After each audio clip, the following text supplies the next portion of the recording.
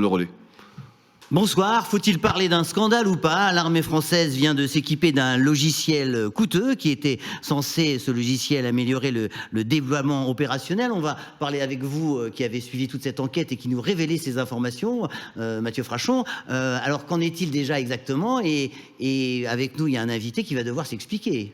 Oui, nous avons la joie d'accueillir Laurent Friedlander, donc, qui est l'un des responsables du bureau d'études de chez Thales, pour parler de ce qu'on peut déjà peut-être nommer l'affaire Pegasus. Pegasus, c'est ce fameux logiciel, un logiciel de guidage de missiles, selon nos informations et les informations de nos confrères, notamment du blog L'Éléphant, Jean-Marc Tanguy qui avait donc révélé l'affaire.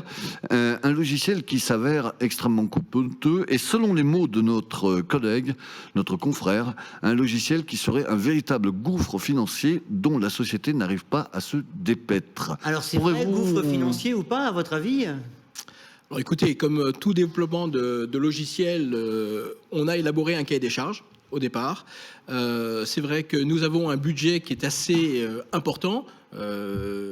Les éléments communiqués par le ministère de la Défense étaient eux aussi assez conséquents, ce qui ont amené à élaborer ce fameux budget. Est-ce qu'on peut avoir un chiffre, excusez-moi de vous interrompre, mais... Oui, on tourne autour de, grosso modo, 200 millions de développement pour l'ensemble de l'activité de ce logiciel, oui, tout à fait. 200 millions.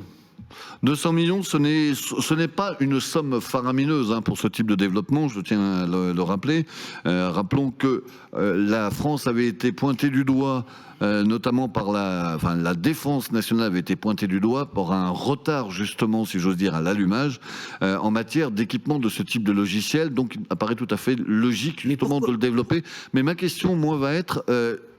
ce flop, parce qu'il faut bien parler de ce qui est un flop, une erreur, est-il une erreur interne, est-il une erreur industrielle ou un problème de développement justement?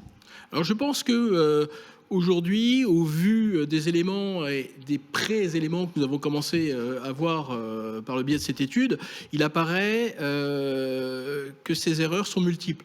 On peut considérer que d'une part, au niveau de l'élaboration du cahier des charges, certaines données ou certains éléments n'ont pas forcément été correctement pris en compte, qui ont d'ailleurs généré forcément des erreurs. Il y a eu des erreurs ou et je minore mes mots, des éléments dont l'appréciation n'a pas été suffisamment poussée pour être prise en compte dans le cadre du développement. Quels éléments? Parce que là, on est un peu sur de la pure langue de bois et du jargon, excusez-moi, mais... Non, je ne suis pas langue de bois. On parlait de redéploiement militaire. On peut imaginer que la zone géographique ou que le nombre d'équipements devant être déployés ont été peut-être minorés, qui impacte derrière forcément le développement du produit. Oui, monsieur Friedlander, on va résumer, on va être assez clair et schématiser l'histoire. C'est-à-dire qu'on a investi des sommes faramineuses dans un système qui... est-ce que ce système fonctionne ou pas? Alors aujourd'hui, le système ne fonctionne pas. Aujourd'hui. Donc c'est un ratage. Par contre, nous avons mis en place une cellule de crise en parallèle avec le ministère de la Défense. Il a été convenu que l'entreprise que je représente aujourd'hui allait mettre en œuvre tous les éléments et tout ce qu'il est factuel de faire pour faire en sorte que ce logiciel marche le plus rapidement possible. C'est-à-dire que nous prenons en charge les futurs développements.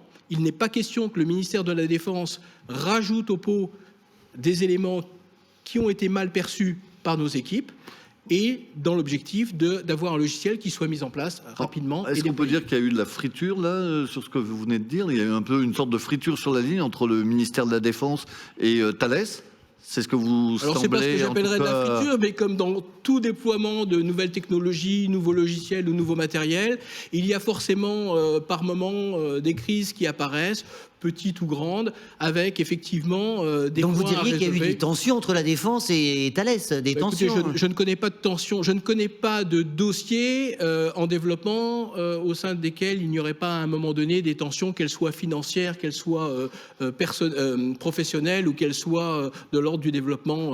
Selon nos informations, je vais rebondir sur ce que vient de dire Xavier, selon nos informations, le cabinet du ministre Sébastien Lecornu s'est montré assez agacé agacé par l'affaire, l'a fait savoir et selon toujours nos sources, envisagerait peut-être justement de dénoncer le contrat et de se tourner vers un autre fournisseur. Vous confirmez ces informations de Mathieu Frachon? Alors, je vais être très clair. À mon niveau... Est-ce que le cabinet du ministre a été agacé?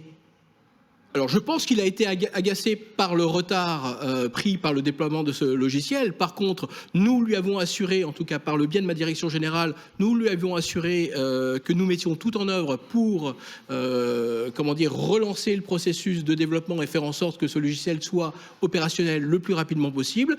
J'ai pas, à ma connaissance, en tout cas, des éléments qui montreraient que le ministre ou son cabinet souhaiterait changer de partenaire. Thales a une longue collaboration avec le ministère de la Défense, avec l'État français. Nous sommes un partenaire de choix. S'il y a eu des erreurs, nous ferons ce qu'il faut. Mais je ne vois pas en quoi le contrat serait dénoncé. Et pour reprendre les informations de Mathieu Frachon, est-ce que vous diriez, ne cachons pas derrière les mots, que c'est un fiasco ou pas? Non. Non, pas de fiasco. Des erreurs. Alors pour moi, ce sont des erreurs. Comme elles peuvent intervenir dans tout développement, à un moment donné, surtout que nous sommes quand même sur de la haute technologie, avec des éléments qui n'ont jamais été mis au point auparavant, c'est-à-dire que nous sommes précurseurs dans ce genre de développement, dans ce genre de logiciel. Nos gros, concurrents internationaux, que ce soit les Américains ou d'autres pays, ne possèdent pas ces éléments-là. Donc forcément, quand on est dans l'innovation et dans le développement, à un moment donné, on a forcément des erreurs. Pardon. Il est bon, hein? Ouais. Oui, ok, c'est bien. Merci beaucoup. Ouais, bien.